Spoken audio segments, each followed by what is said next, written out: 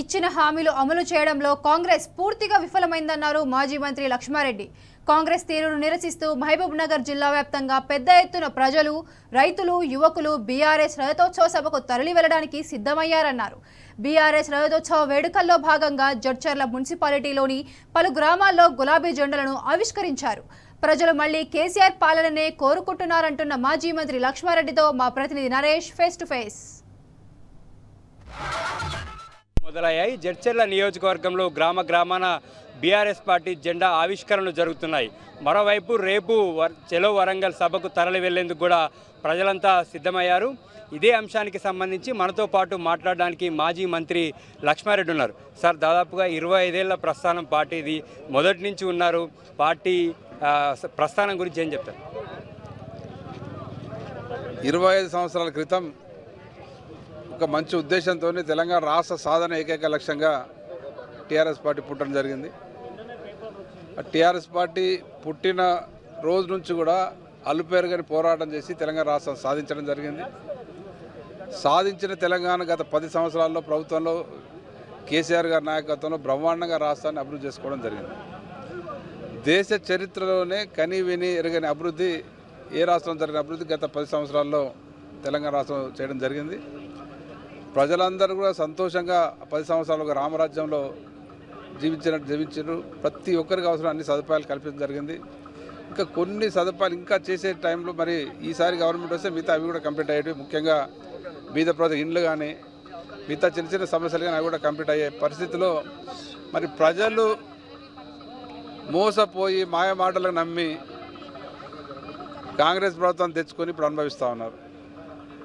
అందరికీ ఇప్పుడు అర్థమైంది ఏం కోల్పోయినామని. మరి కేసీఆర్ ఉంటే మన ప్రాంతం ఎట్లుండే, మన బతుకులు ఎట్లుండే, మన పరిస్థితి ఎట్లుండే, ముఖ్యంగా రైతాంగానికి ఎంత బాగుండే అని ఇప్పుడు అందరు కూడా ఆలోచిస్తూ ఉన్నారు. అందరికీ అర్థమైపోయింది. మరి ఇంత తక్కువ సమయంలో ఈ రకంగా ఫెయిల్యూర్ అయిన గవర్నమెంట్ గతంలో ఎప్పుడు లేదు, చరిత్రలో దేశంలో ఎక్కడ ఏ రాష్ట్రం కూడా లేదు. దానికి కారణం వాళ్ళు చెప్పిన మాయ మాటలు, వాళ్ళకు చేతగానితనం.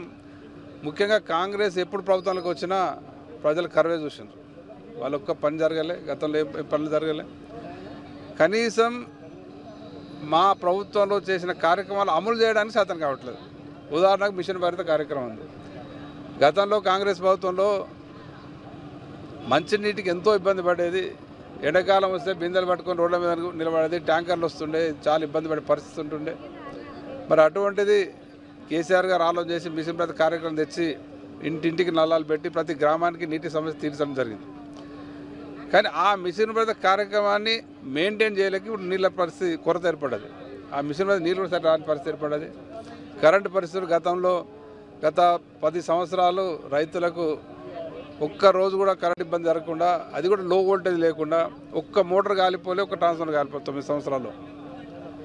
అదే మళ్ళీ మోటార్లు కాలిపోతున్నాయి, ట్రాన్స్ఫార్మర్ కాలిపోతున్నాయి, కరెంట్ షార్టేజ్, లో వోల్టేజ్, రైతులు ఇబ్బంది పడుతున్నారు. ఈ రకంగా ఎగ్జాంపుల్ చెప్తున్నా.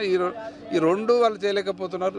మేము చేసిన వాళ్ళు కంటిన్యూ చేయలేకపోతున్నారు. అయితే వరంగల్ సభకు సంబంధించి బీఆర్ఎస్ పార్టీ శ్రేణులు ఎట్లా సిద్ధమవుతున్నారు, ఎట్లా దిశానిర్దేశం చేశారు? ఇప్పటికే సన్నాహక సమావేశాలు కావచ్చు, వాల్ పోస్టర్లు కావచ్చు, వాల్ పెయింటింగ్స్ తోటి ప్రజల్లోకి వెళ్ళారు.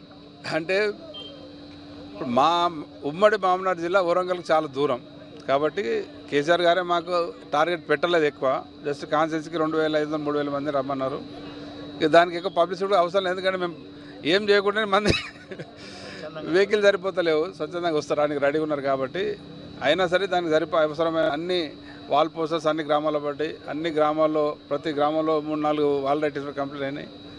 ప్రజలే ఉత్సాహంగా ఉన్నారు. అందరం వస్తామంటే మేము ఆపుతున్నాం. అయ్యా ఇప్పుడు కాదు, వరంగల్ చాలా దూరం ఉంటుంది, కొంత లిమిటెడ్గా ముఖ్యంగా అంటే యువకులనే తీసుకెళ్దాం. మళ్ళీ కేసీఆర్ గారు హైదరాబాద్ కానీ మామనార్ వచ్చినప్పుడు అందరం తరలి వెళ్దాం కేసీఆర్ చూడడానికి అని చెప్పడం జరుగుతూ ఉంది. మరి ఇప్పుడు గ్రామాల్లో ఎప్పుడు కేసీఆర్ని చూద్దామా, కేసీఆర్ మాటలు విందామనే పరిస్థితిలో ప్రజలందరూ ఉన్నారు. మరి ఆ సభ కని వెన్ను గారి రీతిలో అది విజయవంతమవుతుంది, బ్రహ్మాండంగా సక్సెస్ అవుతుంది.